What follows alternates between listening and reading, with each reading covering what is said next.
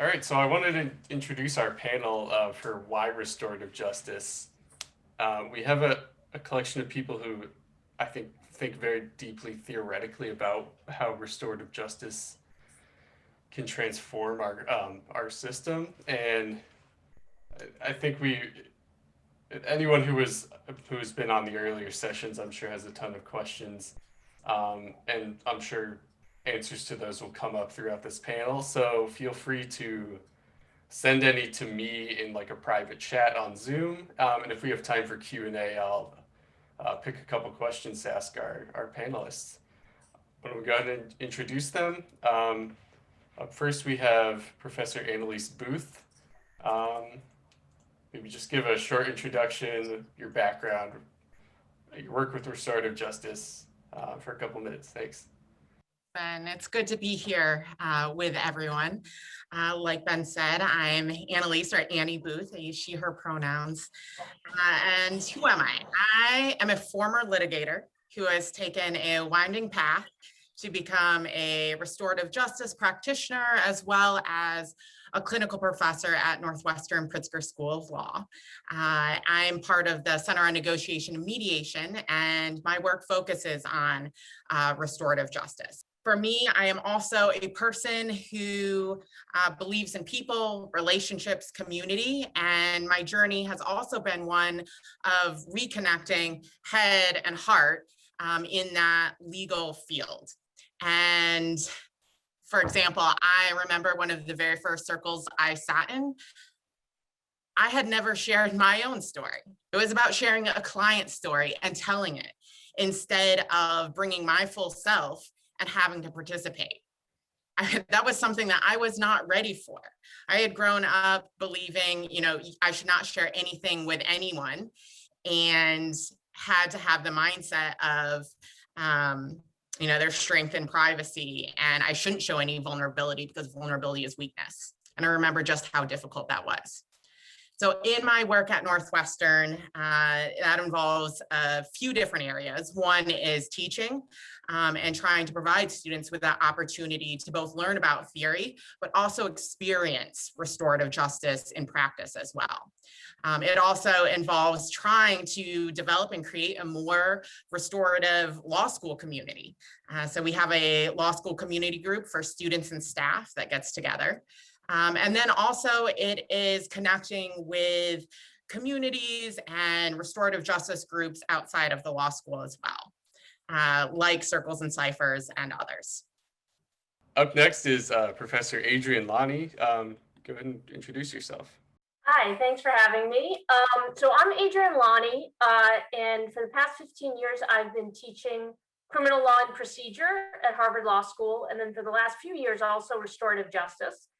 And then I got so interested in restorative justice that for the last 3 years, I've been a volunteer case coordinator with Communities for Restorative Justice, or C4RJ, which is an NGO in Massachusetts that takes referrals from police and district attorney's offices for diversion to restorative justice. I did want to say just two things about why I've been attracted to restorative justice as a potential way to think about reforming the criminal legal system. And there are really two reasons. So the first is that a lot of reform proposals focus on nonviolent and particularly drug offenses, but we're not really going to change mass incarceration unless we address violent offenses. The majority of people behind bars are there for violent crimes. And the thing that really attracts me to restorative justice is that it is a reform that can address violent offenses. So in my breakout room this morning, actually, Jack raised this question, which was really great. And a few things about this. So first, restorative theory predicts that a restorative encounter will be much more meaningful in cases of violence, precisely because hearing about the impact of violence will have a bigger effect on impacted parties. And I think the story we heard of Xavier's restorative process this morning really is a great example of that. Second, I don't think we should really spend too much time focusing on empirical results, frankly, but for what it's worth, empirical studies do show that restorative justice is slightly more effective, both in terms of reducing recidivism and also in terms of having better impacts on impacted parties in cases of violence than in other types of cases. And we've heard today that right now in the United States, restorative justice programs mostly deal with minor offenses, but it doesn't have to be that way. So in New Zealand, restorative justice is mandatory for all youth offenses except homicide. And all cases have to be evaluated prior to sentencing to consider whether it makes sense to have a restorative process. And then that restorative process would be taken into account at sentencing.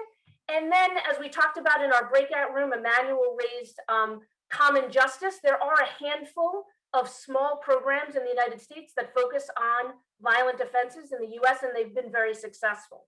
The team I work on, so C4RJ takes a bunch of cases, everything from misdemeanors and up, but the particular team that I work on takes referrals from the Suffolk District Attorney, that's Progressive Prosecutor Rachel Rollins' office in Boston. And most of those cases are felonies, including some violent cases. So that's the first reason is violence. The second reason that I think restorative justice can really be an important driver of criminal justice reform is that it mobilizes local communities and it has the potential to change the popular narratives that drive mass incarceration. So I think the major barrier to criminal justice reform is that we have this expectation now, we have a system of incredibly high sentences. And that creates the expectation that the only way to show that we're recognizing harm is to impose very high sentences and lock people in cages.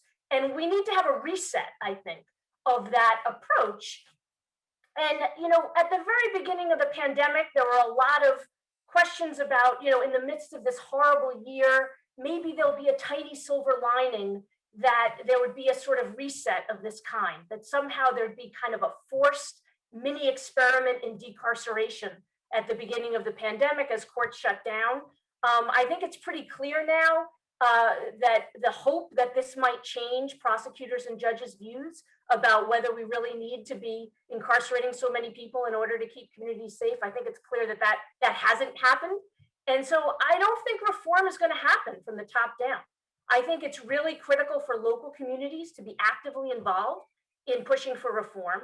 And restorative justice is one way to give more control over criminal justice policies to local communities, particularly communities that suffer disproportionately from crime on the one hand, and also from the effects of an overly harsh and racially discriminatory system on the other.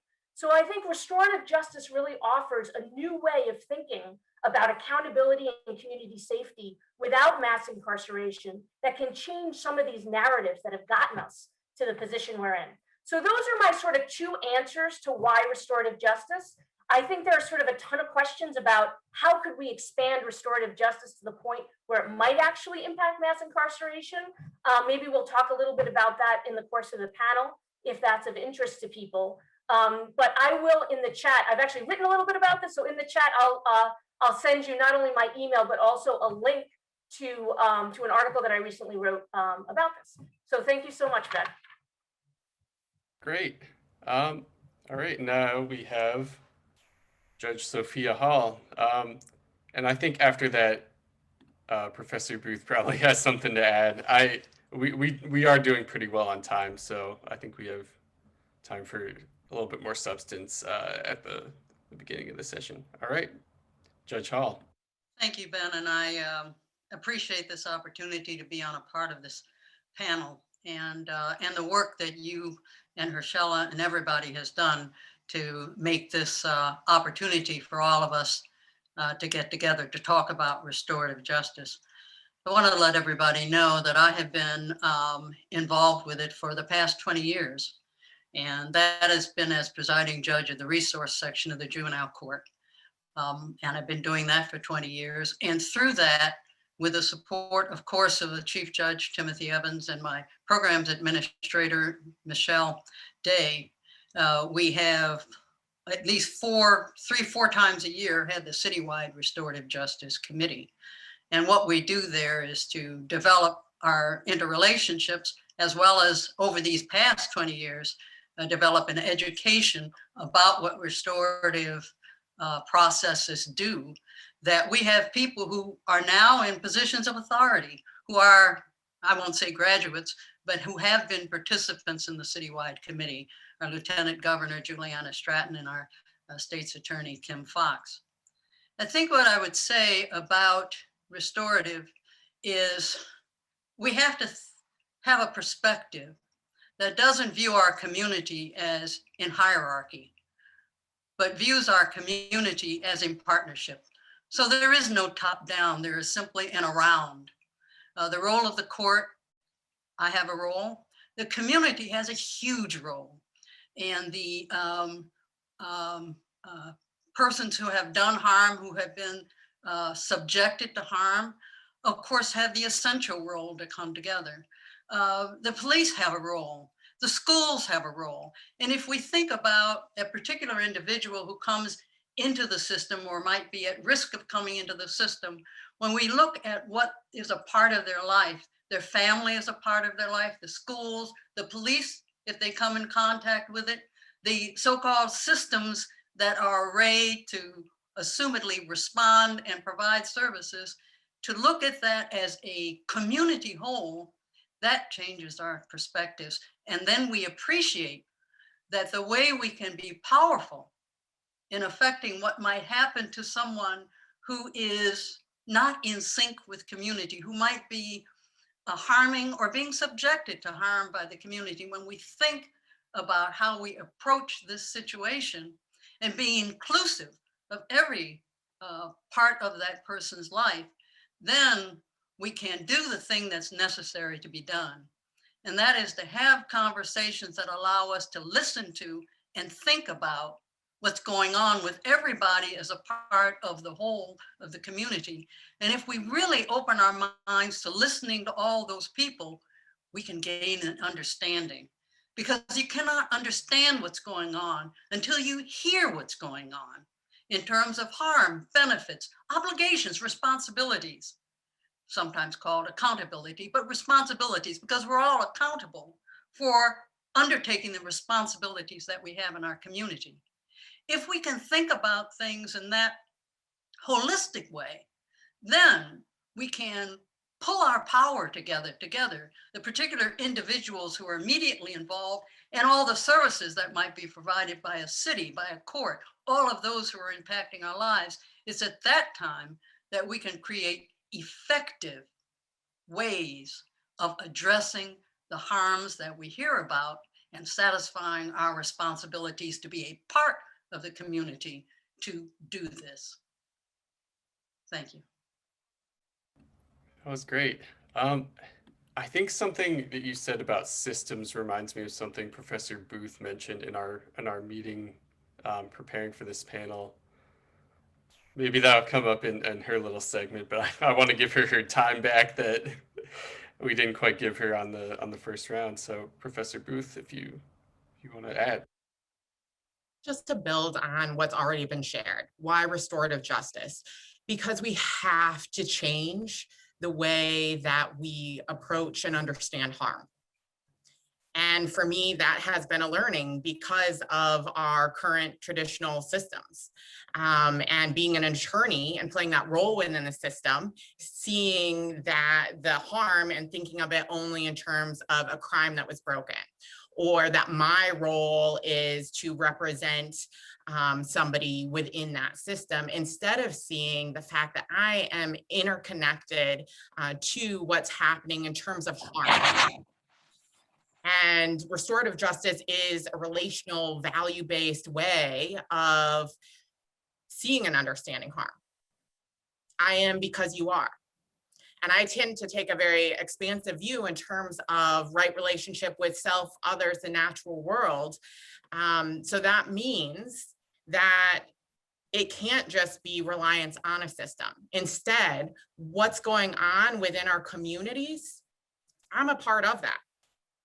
I also have to take accountability for harm. I have to take responsibility as well.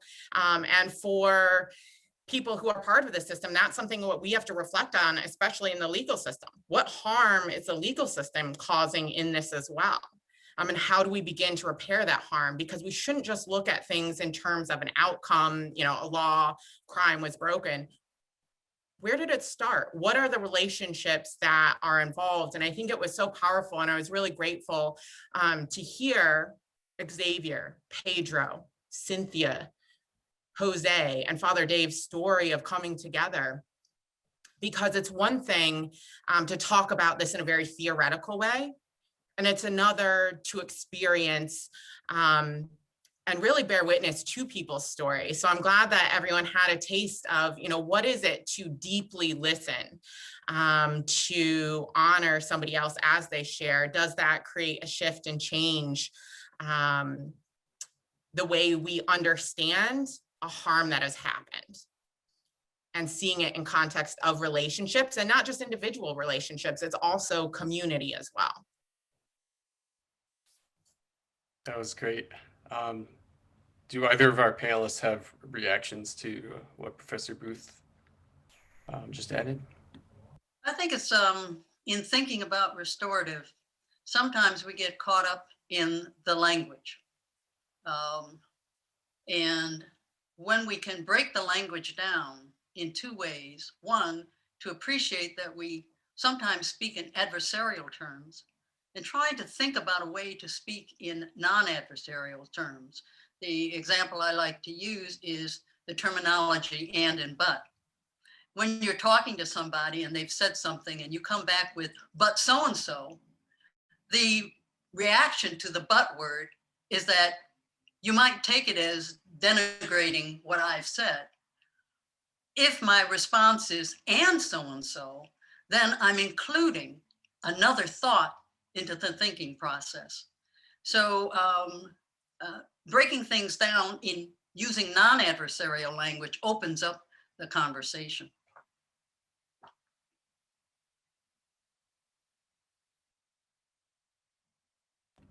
All right, at this point, any of our panelists feel free to, when there's a little bit of a lapse, unmute and respond, add, whatever.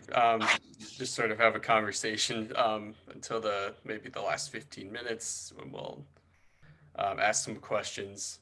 And I've started to get a few directly to me, and I'm keeping track of them, and I'll ask those to our panelists at the end. All right.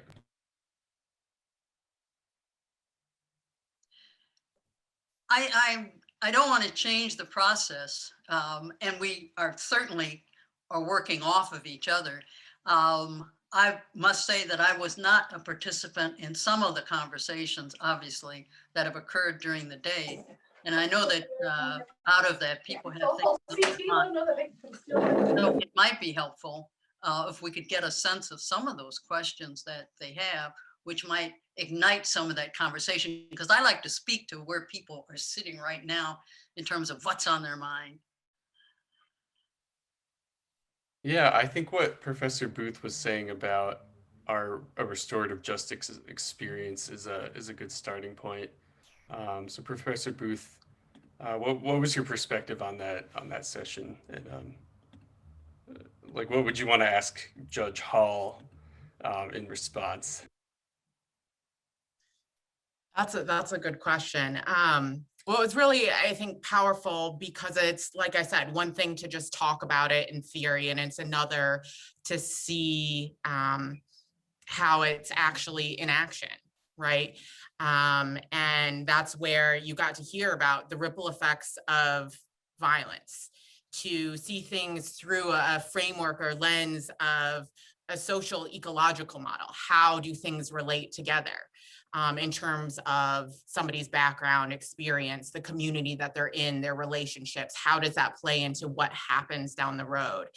And again, that really is the power of story and sitting in circle with one another.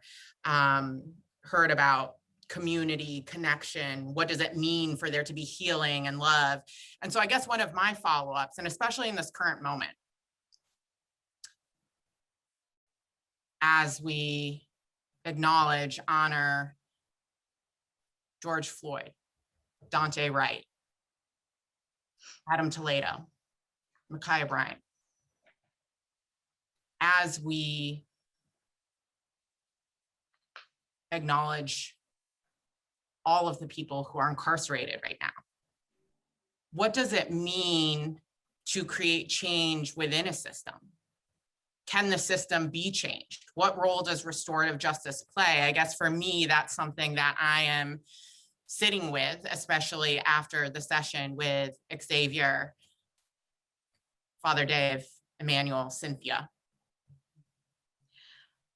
The way I come back at that, oh, well, I don't want to, yeah, Adrian. No, go ahead, Chantal. Huh? Go ahead, it's okay. The way I come back at that is that if we overgeneralize what is happening, then we totally objectify people and their roles. They become a role and not a person. So we have a lot of instances of police violence and responsive violence. And part of it, as we look at what's going on, we see this disparity in power. So let me get away from the generalizing to specifying. And I think if we think of things in a specific term, we can ask specific questions of each person and listen to what's happening. My best example of doing that, in other words, I'm talking about an approach, is that in our own families that we are in, we have the differences between the youth who has had a certain amount of experience and the parent who's had other experiences. And when you're just trying to resolve a family dispute, being able to sit down and listen, because the parent might have assumptions about where the youth is coming from, and the youth has assumptions about where their parent is coming from. And sometimes the conversation stops with the "I am your parent, and so I say so." And it may well be that there comes a point where that role of final word sayer is the best thing to happen in a conversation. But when we think about what kinds of questions do we need to ask of a particular dispute situation that will allow us to reach an understanding of what actually occurred. And so I'm saying if we think from that individual term, it will allow individuals' perspective. It will give us a better sense of the kinds of questions we can ask of those situations with respect to which we don't have personal experience, like what happened with the advantage of it, George Floyd and Chauvin, and then what has happened in the other situations where a police officer encounters a particular individual in that violent situation. So if we generalize, we lose the opportunity to understand. If we listen closely and listen to the detail and try to understand where all of the people are coming from, being empathetic to where each person is coming from, we open up an opportunity to hear more and to better understand what we're hearing. So if I could jump in, I think Annie raised a really important question about what are the prospects for reform in a system which we've seen is so problematic, right? And I think, there's some students on the call here, some law students, and my law students at Harvard struggle with this mightily. In the course of the 15 years that I've been teaching, I think, prison abolition has a very long history, but it was not something that was much talked about in law school classes when I started teaching in 2005. And, a very big percentage of the students who now come to my criminal adjudication class are prison abolitionists or take that very seriously. And it's something that people really are thinking a lot about. I would say a couple of things. I think there are a tremendous number of really interesting experiments now in thinking about restorative and transformative justice in community outside of systems. I don't think it has to be, I think it doesn't have to be an either or. I guess this would be my current answer, though I struggle with this as well. So there are questions about using, for example, alternative first responders, community accountability processes. And there are a lot of, the problem is that they're small and localized right now, these organizations, right? And so there are a lot of interesting experiments. And I guess where I've come down right now is the idea that as promising as these are, and as much as I would support them, I also feel as though if we want to make an impact on the many, many cases that are in the system right now, thinking about how to expand restorative justice in conjunction, with the criminal legal system is something that I'm willing to be involved in. But I understand the dilemma, and I think it's one that a lot of law students today struggle with. I agree. And it's interesting too, because with lawyers, law students, we're really good at wrong spotting. And what I think that we need in this moment is to be able to dream and imagine and focus on what would a safe community look like, and how do we resource that? How do we build capacity? Because that's what we need to see. And we should be investing as much in that as we are on the back end in terms of repairing harm. And for me, that's really where that shift and lens of even understanding harm comes into play with restorative justice, is instead of just focusing on a single incident, seeing how when harm occurs, that is very much interconnected with past as well as present and future, and shifting that mindset from just being reactive to being proactive and understanding harm in those terms, and how do we prevent harm, how do we stop it from happening again. But I think that it is much easier to say this won't work, or to wrong spot, instead of saying, well, what can we build? And even if there are concerns around restorative justice, okay, let's push the bounds. And that goes to what Xavier was saying. Can we be more creative? Can we think of something else, dream of something else? Well, we can think about what a safe community looks like by thinking about how we individually feel safe. I feel safer when I'm in relationship with people whom I think care about me, and who, if they do something, will take responsibility for what they do. I think that's where we feel safer. I feel safer if there's an alternative that's available when there's been a harm and we're trying to figure out what options do I have to address that harm. To give an example of that, we tried to, as you talk about abolishing mass incarceration, back in the early 90s, we were trying to abolish the need for a juvenile temporary detention center that was built for 500, and had 800 youth in it. Now our juvenile temporary detention center has 200 and some. A variety of factors reach that, but in order to bring it from 800 back in the early 90s to under 500 in the early 90s, the process used, though it was not called restorative, was for us to come together, the temporary detention center, the county that pays for it, the state's attorney, police, all who are part of the people who make the decisions that cause the youth to end up in the temporary detention center.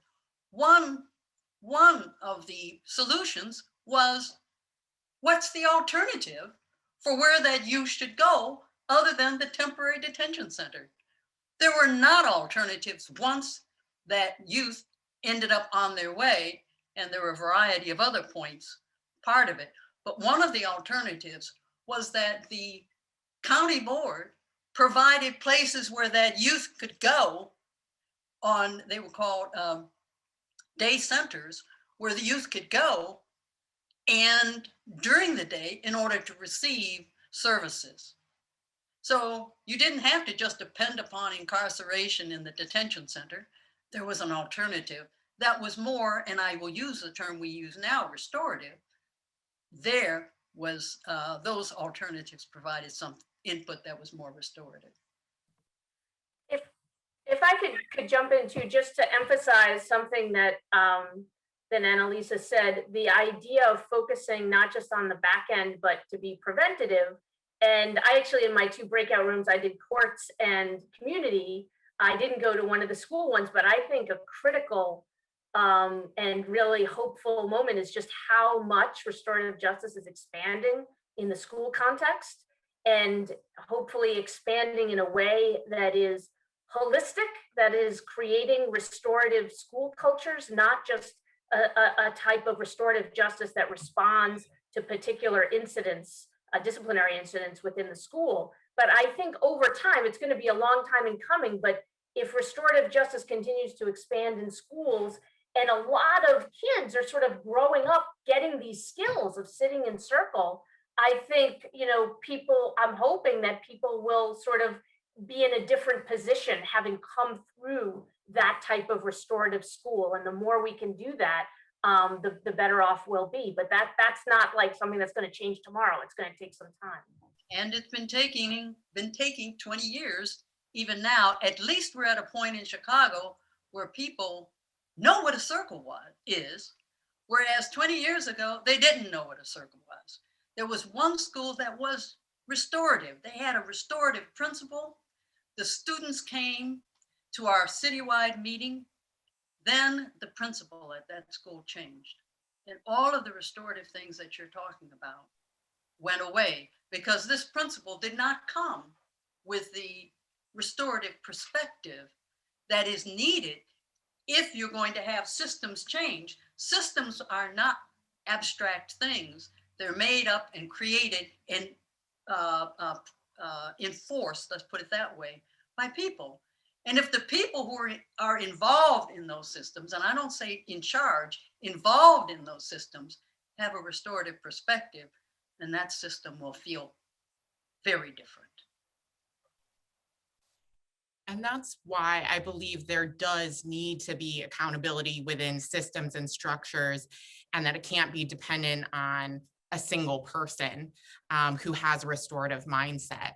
And for me personally, I have had to work really hard to develop some of those skills to be able to sit in circle, to be able to take accountability for my own actions, to be able to apologize, figure out how do I repair harm in my own relationships.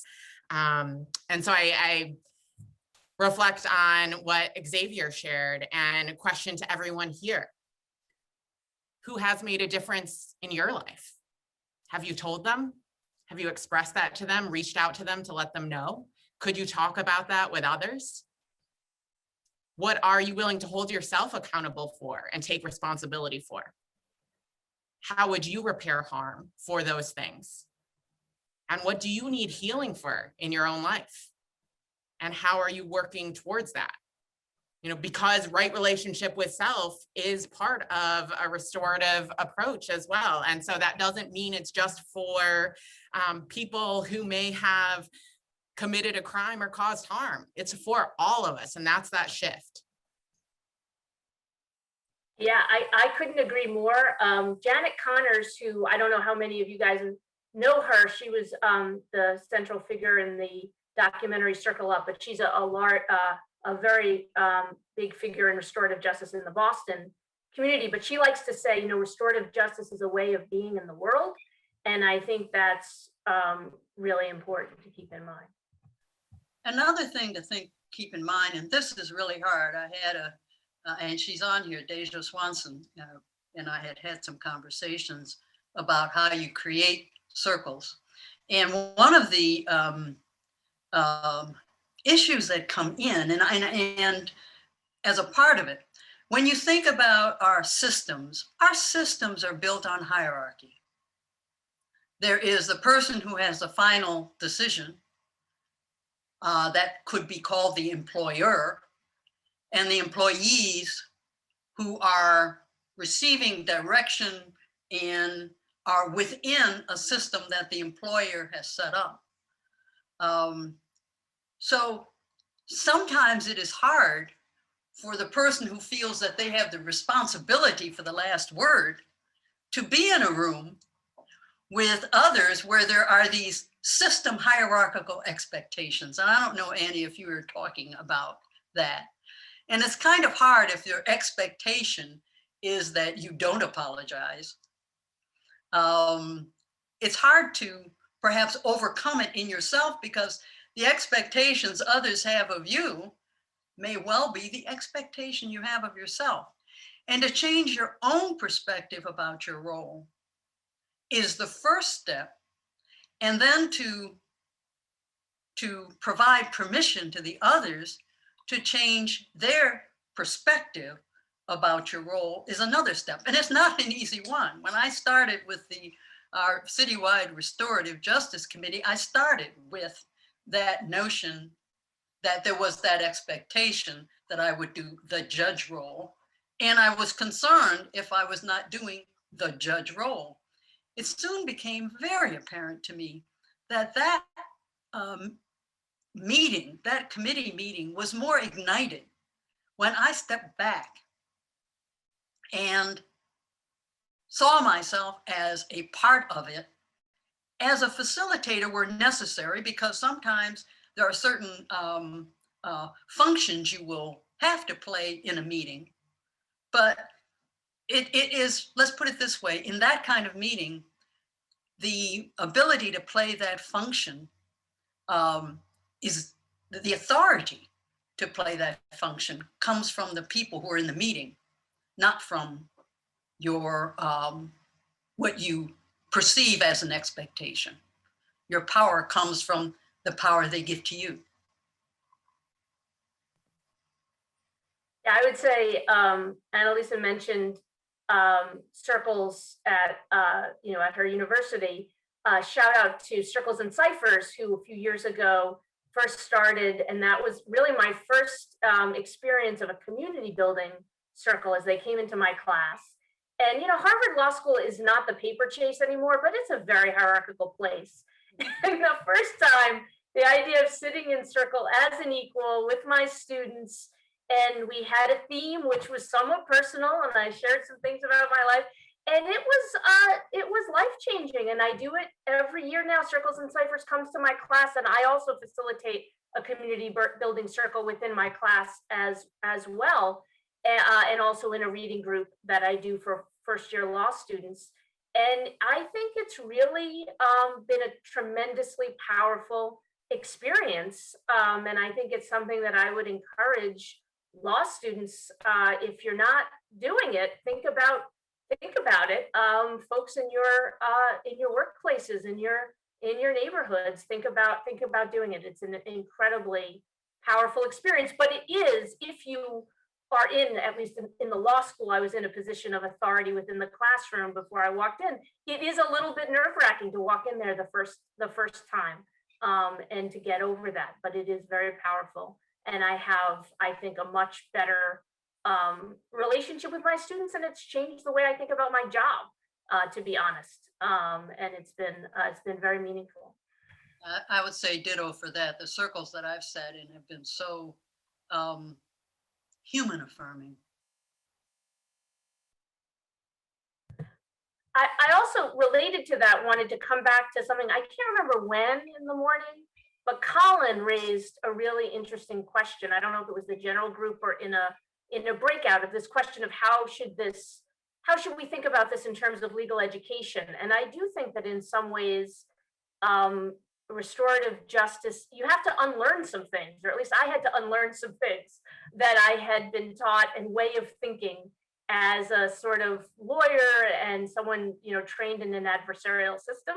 And I think it's really important, no matter what you wind up doing as a lawyer, to have the experience of being trained in that mindset as well.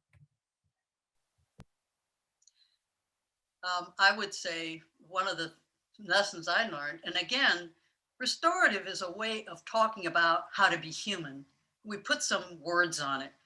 I argued a case before the United States Supreme Court when I was 5 years out of law school, and my mentor was trying to let me know, asked me if I wanted, it was a case I had lost, and asked me if I wanted to argue it. And of course I said yes.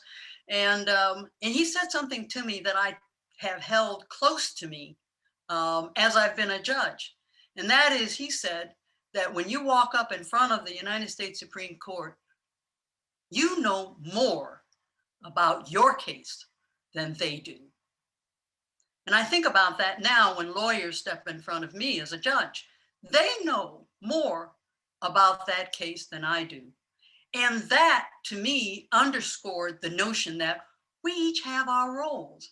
As a judge, yes, I listen and I try to be neutral, and I will make the decisions where necessary, and try to bring people together whenever that's possible. And the lawyer's role is to give me all of the information that they can, and of course they're going to do it by emphasizing those things that are good for their client. But the more they do that, the better prepared I am in order to play my role, which is to make the decisions that are necessary or not make them, or ask for more information. It's a collaborative process, and that's a different view to bring to it. And to your point, Judge Hall, lawyers may know more about the case, and the person who experienced it firsthand, they are experts in themselves. Yes. And so restorative justice does require some unlearning or liberation from the way that we are teaching and the skills that we're developing in the legal system to professionalize how we respond to harm. And so again, it's that shift. And in this conversation, something I just point out too is that restorative justice goes beyond circles. And one of the challenges is language around restorative justice and how different people conceptualize it. And there are some people who think about restorative justice in terms solely of how do we repair harm. Others who may approach it more expansively, where there's more overlap with transformative justice. And a conceptualization that I find helpful is to separate and understand there may be restorative values, mindsets, principles, or concepts.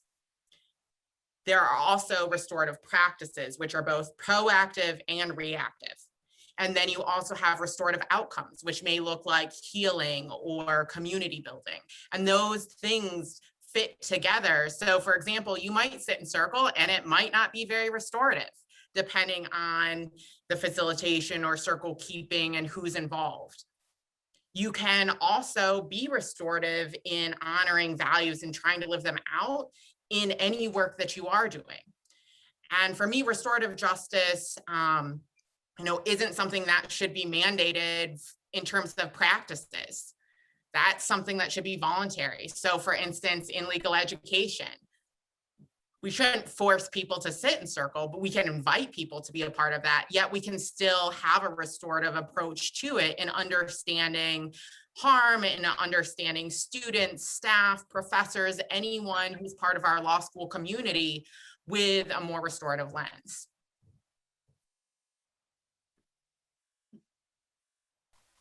Well said. Yeah, and there's one question in chat, even though it's not our designated Q&A segment, asking, is our adversarial system the big problem? And as a clinical student, I'm sure Professor Conyers, this has been the experience of her career, is that sort of the prosecutor's job is to not really understand the defense's client really at all as a person. And a lot of what I feel our role as clinical students for our juvenile clients has been to do the opposite. And I guess is our adversarial system the problem? I don't think that the adversarial system is the problem. It depends upon how you think about what we're talking about. We well know that the prosecutor has discretion whether to bring a case or not to bring a case. And that could be it's a decision, can be made in an understanding, listening, harm resolving way. certainly the defender has a function of seeing to it that if the standard is proof beyond a reasonable doubt, to make sure that they facilitate and assist the prosecutor in being sure that if they're going to satisfy this standard of proof beyond a reasonable doubt, they do it. And if in the plea bargaining process, a restorative lens is used, then you may well be able to figure out what ought to be done. And a restorative lens might also bring into the plea bargaining conversation the other options and alternatives for the people who are involved to seek what they need to repair the harm that they see has been done to them. So I would say that, as I say, an advantage of the adversarial process, like in my courtroom, is that the arguments are honed from every perspective, and the better that the lawyers are doing their job in taking their perspective and articulating it, it makes it easier for me to see and understand what happens. So that's an advantage of the adversarial process, which is there are at least two sides presented to the court, and we well know there can be other sides out there that the lawyers are seeing when they're dealing with their clients. Yes, it's complicated. And so is being a human complicated. Yeah, that was great. Do either of you have any responses? Do you agree or disagree with Judge Hall?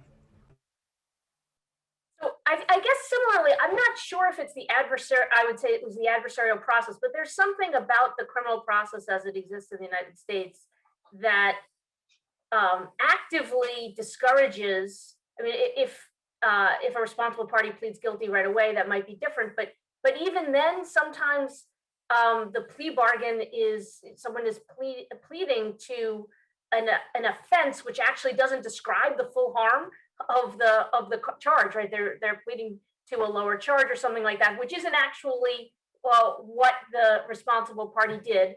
But if they don't plead guilty right away, the process is really encouraging responsible parties not to take responsibility, right? In all ways. There's the team leader of my team at C4RJ spent, I think, 17 years in prison on a homicide charge, and he said he never had to talk about his crime until he started restorative justice in prison. It just wasn't part of the process to address that at all. And I think, I don't know if you call that the adversarial system, but that's a problem, I think.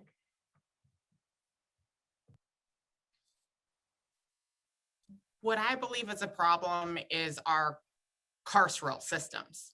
And it's not only the criminal legal system, it is also our immigration system, our health system, education system, that are very punitive and that seek to regulate and oppress and punish certain groups of people that allow them to be dehumanized. And so I see that as really being the problem. For restorative justice, restorative practices, we have to also be very careful that those are being held accountable too, because we have all, I don't want to generalize, but many of us have internalized and normalized punitive ways of being, racist ways of being, and restorative justice is not immune from that either. So for instance, it's possible that you may be sitting in circle and people may be causing harm to one another in circle. Hopefully, if that happens, you can come back to those shared values and the group can hold themselves accountable. But that's something to be mindful of in terms of equity, justice, wherever, whatever we're doing.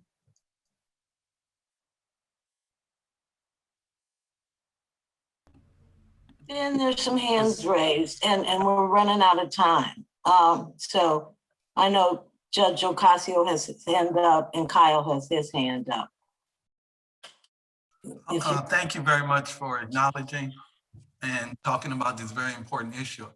I guess when I talk to people about mass incarceration, community organizers, Black Lives Matter activists, the critique that I hear from them is that it's a racialized justice system, and that Black and brown and marginalized communities are more likely to be the subject of surveillance, more likely to be stopped.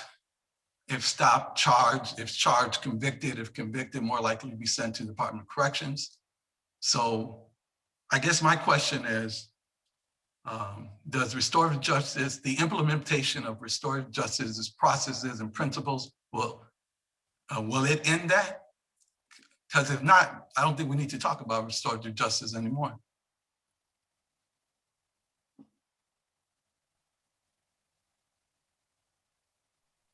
That's not going to happen overnight, because you're talking about a restorative community. And part of restorative is to address how people relate to others who are different than they are. So restorative processes can help the conversation that moves us from this terminology racialized to humanize. So we humanize our communities rather than having the adversarial racialized kind of community. And yes, if you have a humanized community, then you're not going to have a racialized justice system, because there won't be that racial separation and distance. Yes, that's going to take a long time, but if we don't get started now, we're never going to get anywhere. So the whole purpose of using restorative practices and principles is to bring us together as human beings and to respect others who are different, and to hear and understand, and to empathize. That's why we need restorative practices.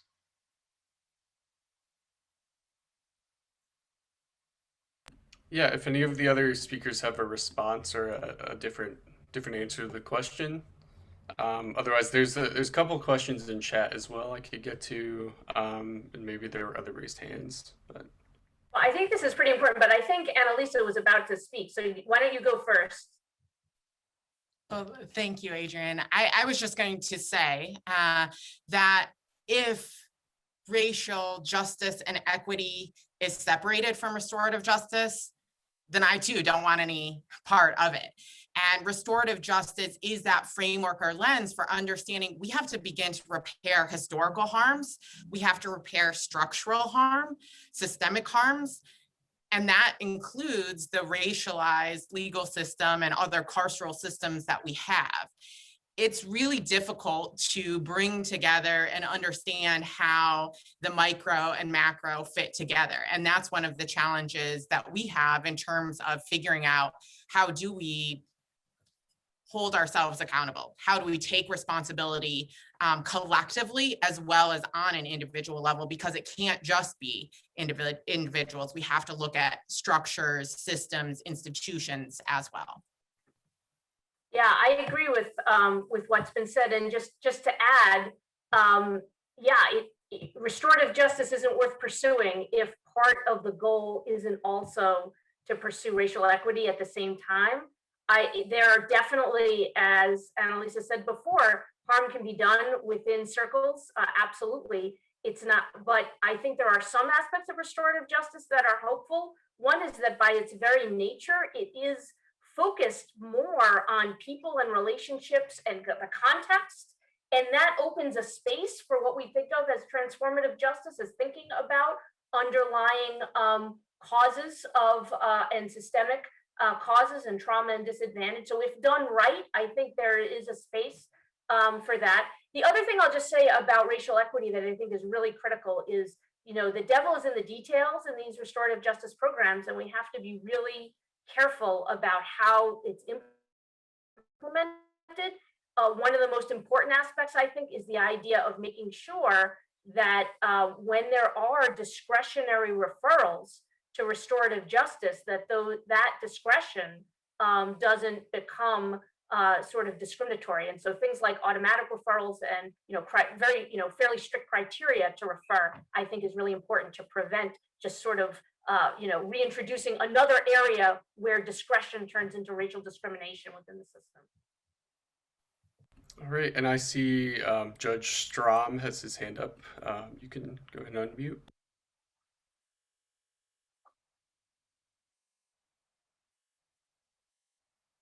I think you were muted for a second. You need to unmute Judge Strom.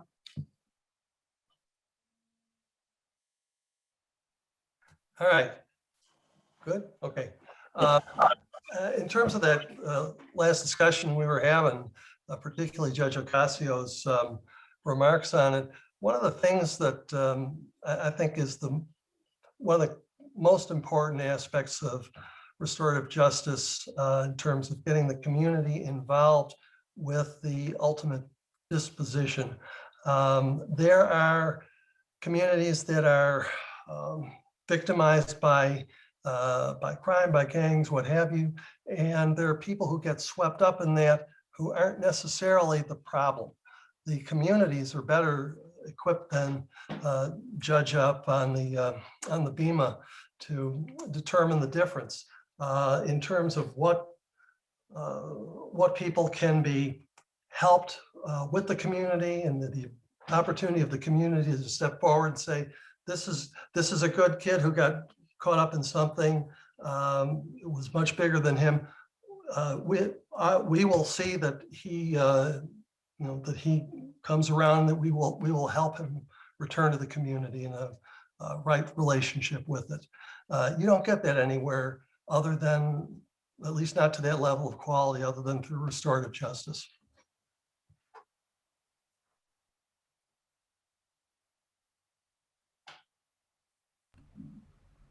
Any of our panelists, feel free to unmute if you want to respond. Otherwise, we have time for about one more question. I just wanted to call your attention to this wonderful book. It's called A Little Book of Restorative Justice, Black Lives, Healing, and U.S. Social Transformation. It's by Dr. Fania E. Davis. And our law students have really enjoyed this, and it's made such a difference.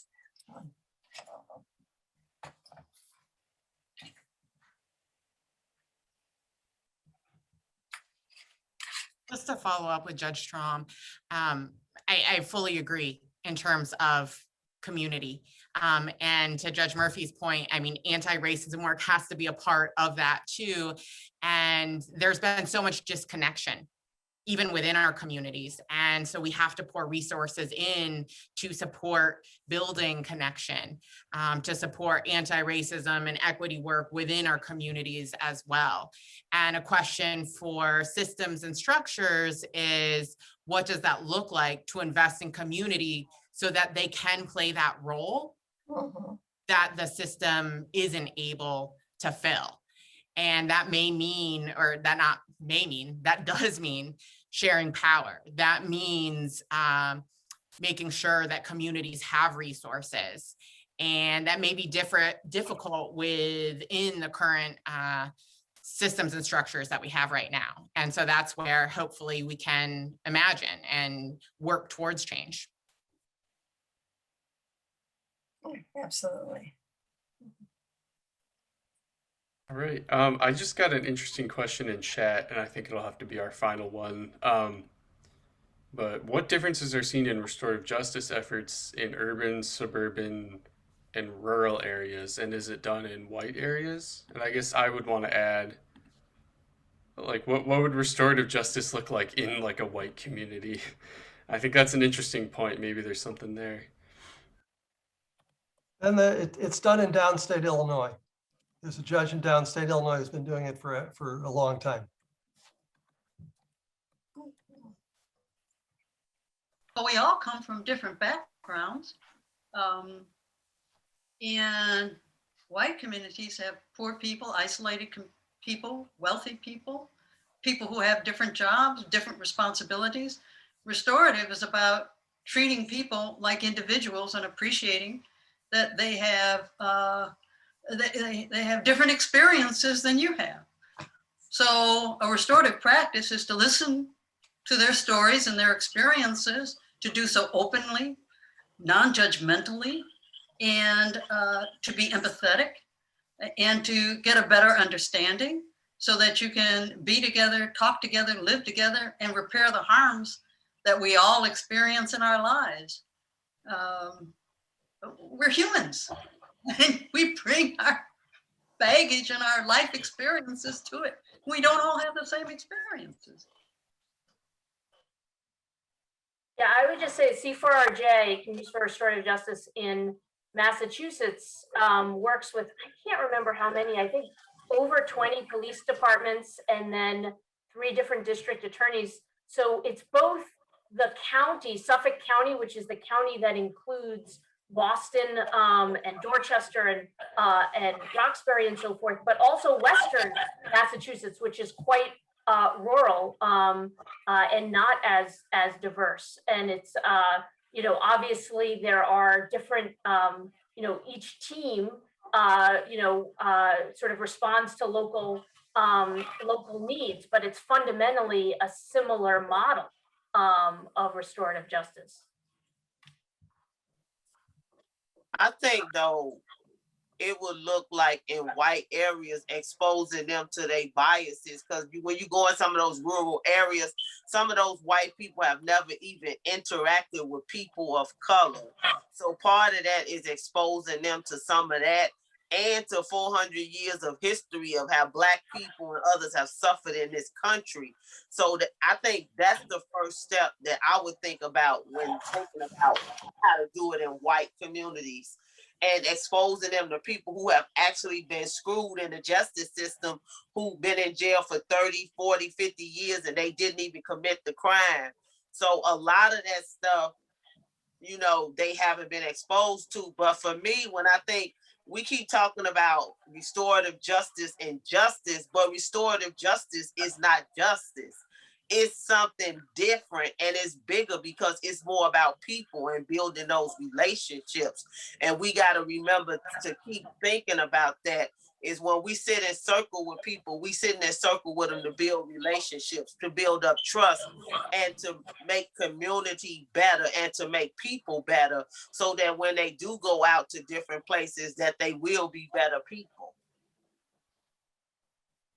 And an important question is why are communities segregated in the first place? What's contributed to that historically? Why do communities look the way that they do? And that's something that we should examine, and we should work on building relationship in order to repair some of this historical harms as well. And then the last thing I would just say is that restorative justice is already happening in some places. So for example, with my sibling, it was happening in a very informal way. Instead of being arrested, the police chief met with my parents, with the principal, with a teacher, with one of my siblings, instead of getting pulled into a justice system or the criminal legal system to say, how do we hold them accountable so that they take responsibility, but yet do it in a way that doesn't just spiral them downward and get them forever stuck, you know, in the criminal legal system and a carceral system. Well, let me say this. I am so heartened and delighted to have spent Saturday after Saturday with people. I think at our biggest number, there were well over 100 people engaged in these conversations. So on behalf of the University of Chicago Law School, on behalf of my students, and on behalf of the Illinois Judicial Council, thank you guys for sharing your thoughts, your time, your attention. From the comments that I've received so far, from my own observations, I have learned a lot. It has given me a lot to think about. I hope to see you in community again. And thank you for your time and attention.